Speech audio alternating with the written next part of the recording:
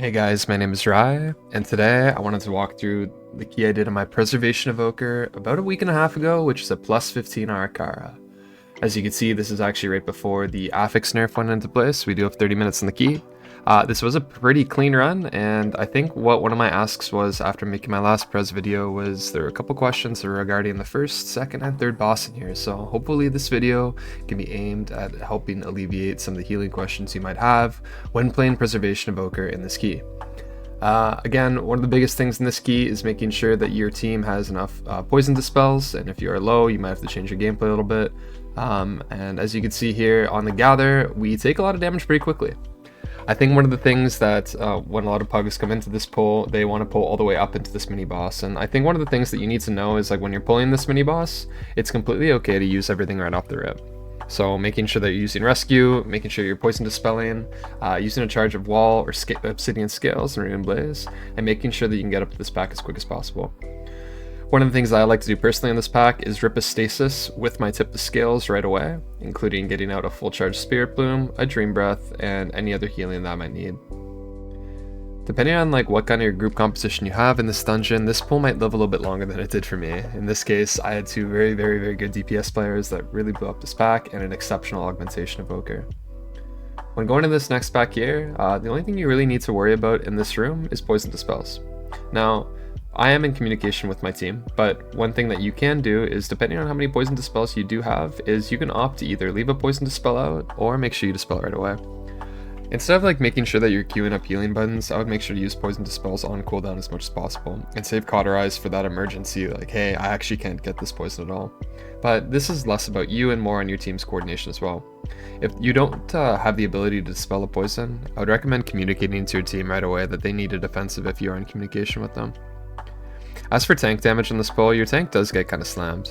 Be careful that making sure that if you're not going to use Cauterize for a poison debuff, that you are cauterizing the bleed debuff that goes on them from the little skitters from the air.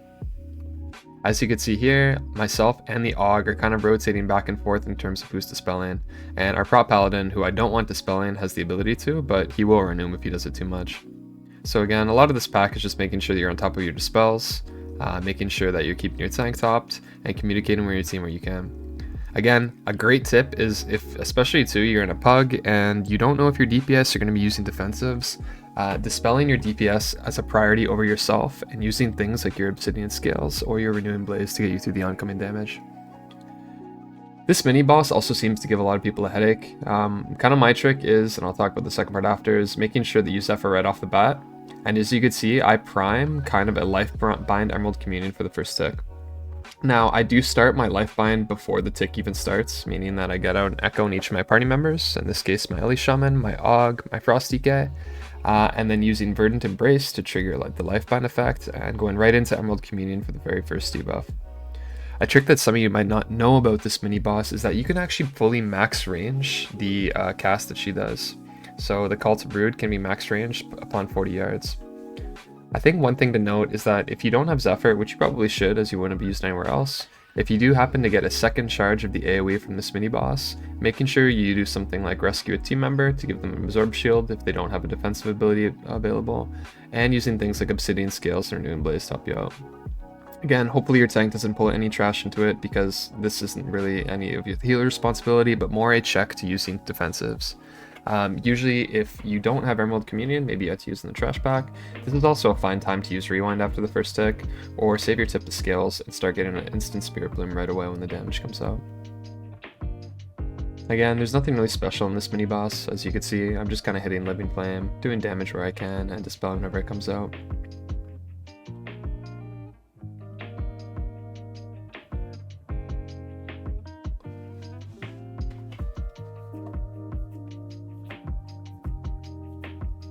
Now this boss seems to be the one that gives people a really tough time. Now there are a couple of different approaches you can take when playing Preservation when encountering this boss, but I'm going to go through mine here and kind of talk you through what I chose to do, what I told my team to do, and how much I really had to help my tank. One thing to note here is that your Fire Breath on the adds is extremely powerful for not only doing damage to the adds, but also healing your team with Life Mentor's Force. As you can see on this first one here, I do a pre-life bind, I go into stasis, and I start channeling a full Spirit Bloom. Again, in Mythic Plus, compared to when in Raid, I'm not doing Spirit Bloom as well as, Lifebind into Echo into Spirit Bloom, as you don't really have enough time to be able to handle healing events when you do that many globals. So often, I think more, especially on a fight like this, Lifebind into a full Spirit Bloom is more than enough to top your party. I did Zephyr there off the bat as well, or had Chum Zephyr to make sure we were topped. And for this first Essence Gossamer, as you can see, we move right, and I release my Stasis. So again, making sure here that I'm trying not to use Fire Breath as a single target boss ability because I really want the damage on those adds. I go for my next prep here, I go into my Lifebind, and I queue a Spirit Bloom, which almost fully tops my party. As you can see right after my Spirit Bloom, to end the Lifebind kind of window I had, I actually ended up sending off a Life Spark proc into myself, which fully topped the party. As you can see on the damage meters too on the bottom, you can see that as Preservation, you can absolutely annihilate these adds if you save your Fire Breath, which is a lot of tank healing as well in this fight, and a lot of passive healing. This gets a little scary because we're a little bit split up here, and I actually end up using Rewind here, which I didn't want to do. One thing to note though is on this fight, you don't really ever need Rewind with the kind of cadence that you have to heal in this fight. So again, you don't have to use it right off the bat, but use it for an emergency. I go into Lifebind here with Renewing Blaze, I get my Spirit Bloom, and Bond actually drops really low here. He didn't have Wall, he didn't have Bulwark, and he called for help, and I almost missed a global and let him die. But ultimately, he's alive, and luckily I managed to get some Life Spark procs into him. Kind of the biggest thing that you want to be doing in this fight is rotating when you have your stasis, and when you don't have your stasis, making sure that you're using things to cover it, like Tip the Scales, like your Emerald Communion, and just using Lifebind in general. As you can see here through the Essence Gossamers, we're pretty comfy with me just literally using a Lifebind ramp and Spirit Bloom, and I can get back on the boss pretty quick. Again, right now I'm back on Lifebind, I have a stasis which fully tops my group, that I used on the Essence Gossamer for the second one, and I go back here and I'm in Tip the Scales, crushing these adds. I think in this next one is where I end up using Emerald Communion, but we'll see in a second. But as this fight goes on, as you can see now, I do have one charge of Scales. I do have Renewing Blaze, but I do decide just to go into Lifebind here.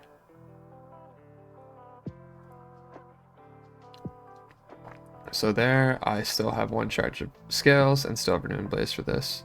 My tank does say that he's scared, so I do time dilate him here.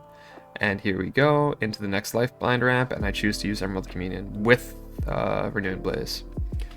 Now, my tank does almost go down there, but the nice thing about that ramp is all that extra healing that I had topped off was actually helping top him too. So a lot of my globals in this fight, if I'm not actually doing the adds or healing my team, I'm spinning onto the tank. I find that even Prot Paladins, Prot Warriors, Guardians, and even Vengeance Demon Hunters can kind of struggle on this boss if they run dry. So it's completely okay to just spend a lot of your globals to your tank healing instead of doing damage. We do kind of get overlapped there with the Essence Gossamer, and I decide to actually use my Life Spark proc to try to heal as I almost get kind of cut off. For this Shrill, we're back, and we have defensives rolling, and I go into my Lifebind Spirit Bloom. And again, kind of the theme is you could see that every time that we have an Essence Gossamer or an Artillery Shell, my Lifebind can cover almost the entire healing ramp, which is pretty cool. At this point, the boss is below 10%, so we opt that we're going to actually go and do some chain landslides and CCs on these mobs and just full commit the boss. Again, the Essence Gossamer comes out, but I have a complete full stasis here, ready for the damage. And the boss should be dead. A couple things to note on this boss is rotating and alternating things like your Scales, your Renewing Blaze, and really making use of that Lifebind effect. There's a lot of movement on this fight, but you can make sure that you can stutter step away and use your Spirit Bloom within Lifebind, and even if you only get a 2 or 3 charge, it'll usually top your party.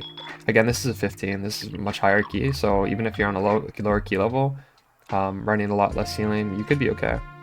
I do run very low Mastery when I heal Mythic Plus and Preservation, so as a result, this isn't some gimmick that I have for my raid builds. As you can see, even with, I think I have, 7k Mastery, I'm fully able to top my party just with one Lifebind and Spirit Bloom. This trash is nothing scary. I do out of instinct here always Zephyr this first slam, and I get something either together like a Spirit Bloom or a Dream Breath to handle the oncoming damage.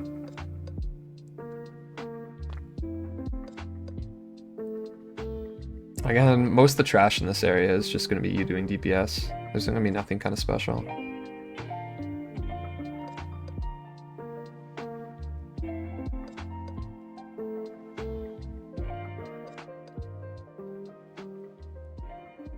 This is another key I chose to run Energy Loop for instead of Time and Need. For those of which that are kind of familiar with the argument, one of the talent option choices you do have as Preservation is if you decide to go down into the right hand side of the tree to get your stasis, you can either choose between Energy Loop or Time and Need to get that last button. However, one of the things is that many find that Energy Loop's completely useless for them, and the reason why is they feel like they never run Uman Prez. If that's your situation and you're in a key level low enough that you never need to drink and you find that the healing output is required is pretty low, I think Time and Need's completely fine, and especially for this key it's probably pretty good. There isn't a lot of times where you get munched. There's a lot of slow rot damage which can bring you down pretty low over time, which does help if you do make mistakes or if somebody does stand in a swirly. However, as you kind of go up in key levels, I find Time and Need to be less valuable. Time and Need is very, very good on this next boss though. As you'll see, there isn't a lot of time for munching, but there is times where people can drop really low and the emergency heal can be very helpful for you. Again, nothing too special in these packs, but I'm just kind of following the momentum here, fire breathing on CD, making use of my life spark procs when they're out, and keeping reversion on my tank. As I have chosen to mute the audio in this video, you can note that I'm usually the one calling stops and kicks here where my prop paladin doesn't have a kick. So one of the things that I'm used to on healing trash is making sure that we're coordinating group CC to make sure that we can get through these packs pretty efficiently. One thing to note too, and kind of a good habit to get into, is using your pressing roar button, especially in more coordinated groups. One calm I usually like to make, especially with running with a shaman this tier, is making sure that as soon as I hit a pressing roar, that I call for the capacitor totem. I know my tank personally really likes when we're using capacitor totem, opening on packs to make sure that he can kind of get resourced before he gets chunked. As you can see here for the slam, I was prepared with a stasis just in case. Now, the reason why I do this in a lot of these packs, and some people think that this is overkill, is it's very easy, especially when you're in a pug or an uncoordinated setting, that somebody's going to miss a kick. Now, with the Blood Guard, the only threat that you have when fighting a Blood Guard is that somebody gets bolted while the slam goes off here, right? So on a higher key level, probably starting at 12, if you take the slam and the bolt without a defensive up at the same time, you're probably going to die. So what I do there to make sure that, you know, people stay alive and stay safe is I do like to Zephyr those slams and keep a stasis kind of running into the blood hulks to make sure that I can top them if something does go wrong. Otherwise, I'm not going to be using stasis for the next couple minutes in the key, so I'm just going to be sitting on it. Might as well just press it to be safe. One common theme in a lot of these keys, and you'll notice that I talk about a lot, is there are a lot of times you don't need to use your healing buttons at all. So you might as well just use them, prepare them, and kind of get them ready in case of disaster. On a lot of these packs too, the only thing that can really happen is you miss a kick in a poison bolt volley, or somebody gets bolted rather a couple times and everything goes to shit. So making sure that you have a little bit of healing ready, whether it's rewind, communion, stasis, or even your tip to scales can be really helpful in making sure that you can prevent a couple of those deaths.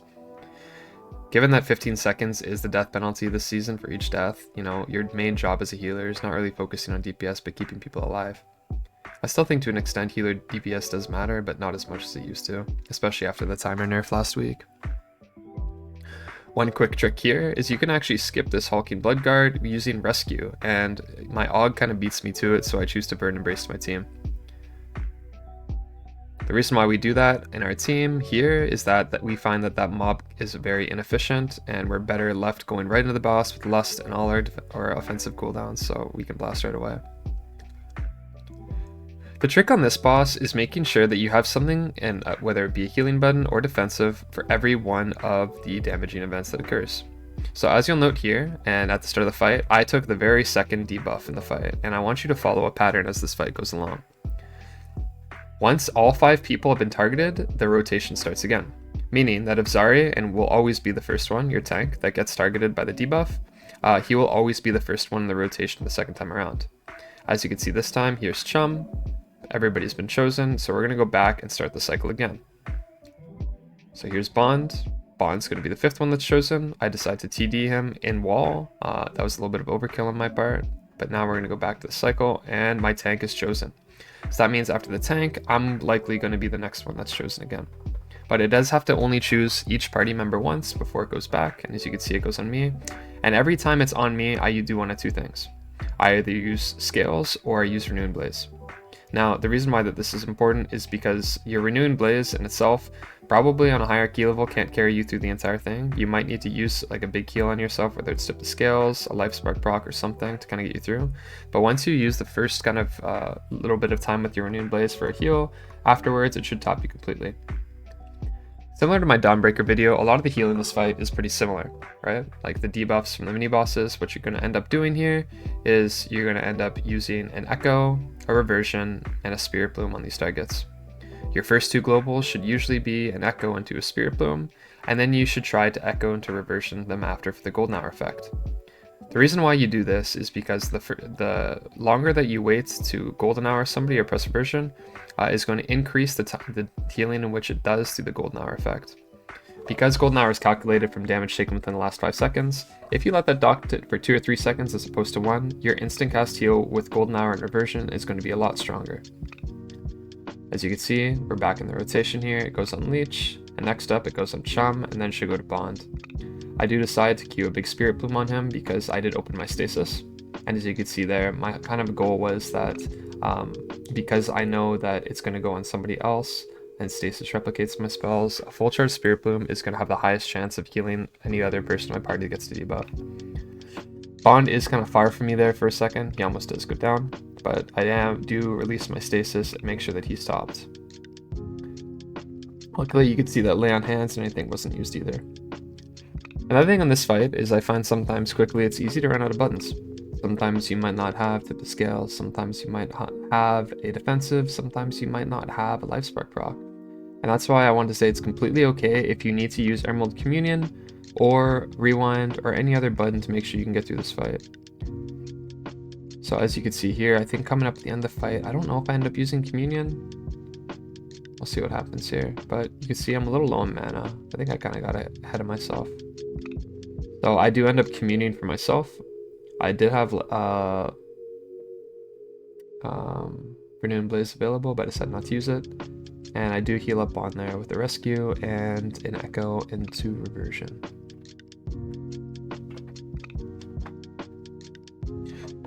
So now we're done kind of the hard part of the key. We're done the first boss, we're on the second boss, and now all we have to do is a little bit of trash in the last boss.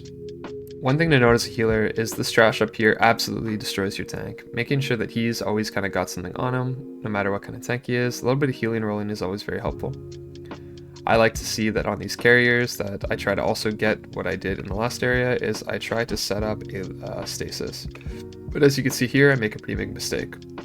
Right below my actions mode of my screen, as you can see my stasis stored, it only has a 1-charge Spirit Bloom, a Temporal Anomaly, and a 1-charge Dream Breath. Ideally, that should be a 4-charge Spirit Bloom, because when I release the stasis, it's not going to be very powerful. There's a chance that my Spirit Bloom is just going to go on the one person. So again, I release stasis there. I don't really get a Spirit Bloom value, but I'm trying to keep my party topped at all times, because the last thing I want to happen is one of the wing carriers to kind of jump on my party, and then another one to decide to target the same person and global them. This pack is almost dead. We have no wing carriers left. We just have an Overseer and some blood drones. As you can see, my tank's kind of getting obliterated, and I just decide to hard cast Living Flame into him. Again, one of the most important things is just making sure your tank stays alive here. When playing with a Brat Paladin, you definitely have this in easy mode. They do have the ability to free themselves out of the mechanic, so you don't really have to worry about them too much. However, sometimes to note, and it's one thing that I should be tracking if I'm pugging, is it's not a bad idea to turn your Omni CD on for Blessing of Freedom. And a cool trick that you can kind of try to practice next time you're in a key is that on these packs too, if you notice your tank has the debuff for the slow, is you can actually rescue them out if they're an emergency. And I think I end up rescuing out my tank here at one point.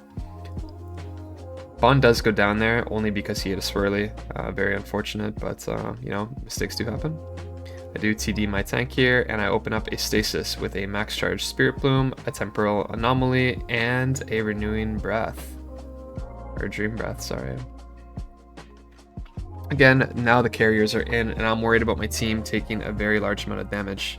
I do a pretty insane play here. I actually end up using almost all my resources to keep my tank up. You can see I rewind, I stasis for him. He is kind of scared, and a volley does go off due to the missed kick. I'm barely alive here, I get the dispel off, but my tank is very far. So this is kind of turning into a nightmare, right? Like we don't want to lose the key here, but it's completely possible. So my tank is just absolutely kiting. I don't have a lot of healing for my team. I decide I'm going to Fire Breath to kind of help out with some passive healing and some tank healing, and I'm trying to help him out. And I think here I have a huge rescue on him. I see that he's caught, he can't get out, and I end up going in and making sure that I can rescue him. Again, this is very hectic. I hope you guys never have to be in this situation, but we are kind of in full panic mode, making sure we could get out of the scenario, which, you know, I was pretty impressed that we did, but it took a lot of very sporadic gameplay and some interesting decision making to do it. One thing to note too is if you do rewind the video, you'll notice I did Emerald Communion for the tank, and I didn't hover before it. I don't have currently the talent option available that lets me cast Emerald Communion while moving, because I find that the 20% wall increase is very valuable. If you're interested about that decision, I do have a Preservation Evoker guide on YouTube, which talks a little bit about that, but I almost did die, and I had to right-click off my Emerald Communion because I was stuck in a swirly. So that is kind of the downside and the things in which might happen to you if you do choose to use the talent I chose. And now we're just getting a little bit of count and going to boss. I think right now, I don't really remember why we chose to fight this, but I think I was looking at count. So I think my tank does note here that we're really low on count for some reason, so we decided to just play it a little bit slow. We do have 9 minutes left in the key, and we've only had 1 death. It's been a really clean run. So we're just kind of hanging out before we go and make our next decision, which next is going to be boss.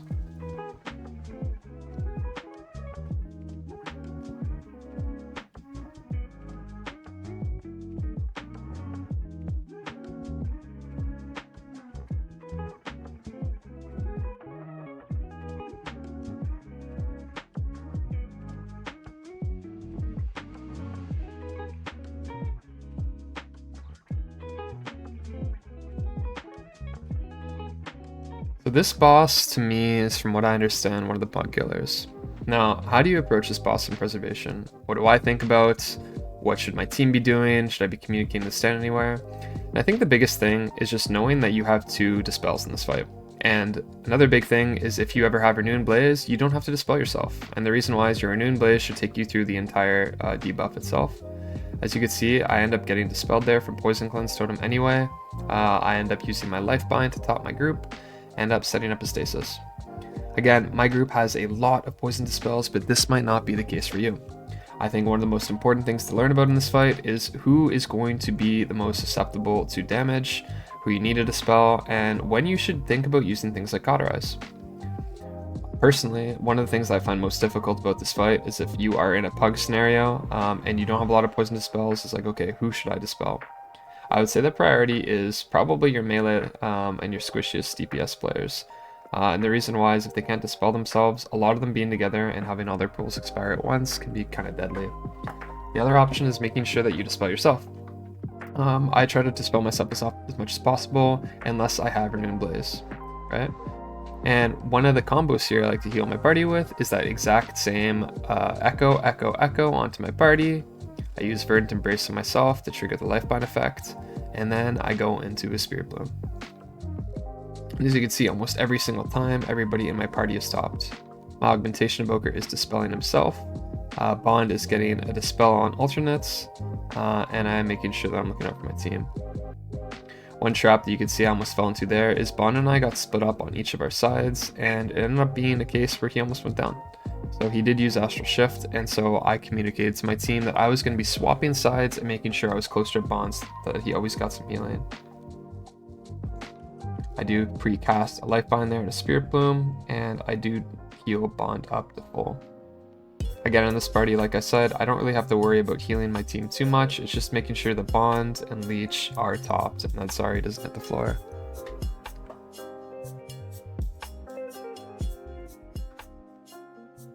And again, it's clockwork, just like that.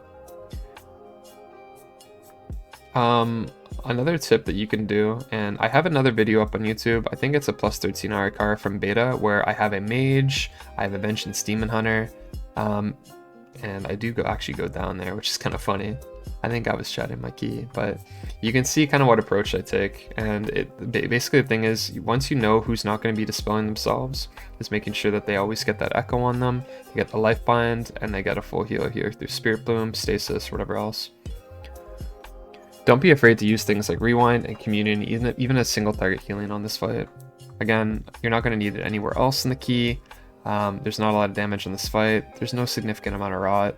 The only thing is making sure that people get topped, right? Again, time dilation is another very good cooldown in this fight. If you need to TD somebody just to make sure that they're topped, that's completely okay as well. I do use Rewind there, as I could see I'm a little bit behind. They're probably a little bit flustered after my death.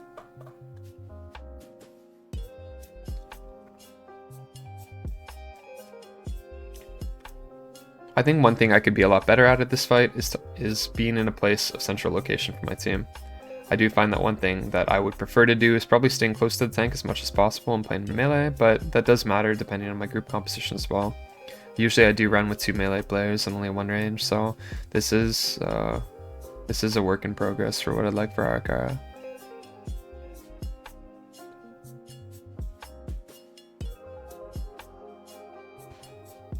Remember too, if you don't want to dispel yourself, there's no other time in this fight you're going to use your obsidian scales or your wall, so just feel free to use it whenever liberally.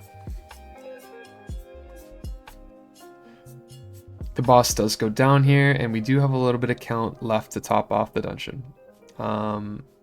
At this point, all that really matters is keeping your tank alive.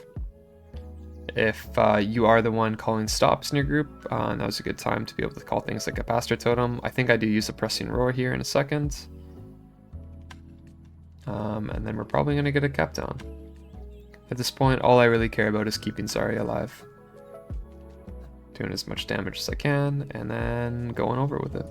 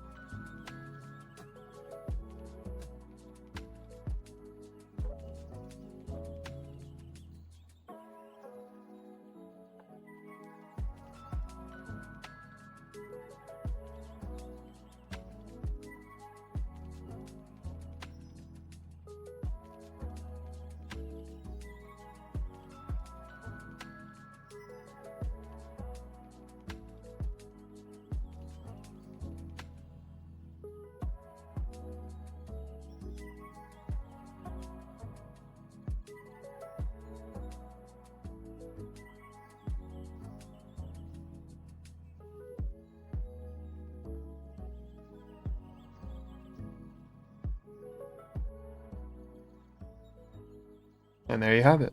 There's a plus 15 Ara-Kara City of Echoes on my Preservation Evoker. Hopefully this video helped you a little bit in being able to figure out how to heal a couple of the bosses, what to worry about on trash, when to think about dispelling, and when to think about your utility. I don't think this is a necessarily hard key, but I think it is one that can be a little bit underestimated. I do think the healing checks in here are kind of difficult in the sense that they're not like a lot of the other keys we have this season.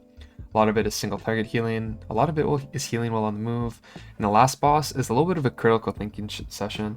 Can your team move from the swirlies? Was it your fault that they died, or did they just overlap on each other? Well, that's a little bit of practice for the future. But anyway, hope you enjoyed this video, stay tuned, and I'll catch you in the next one.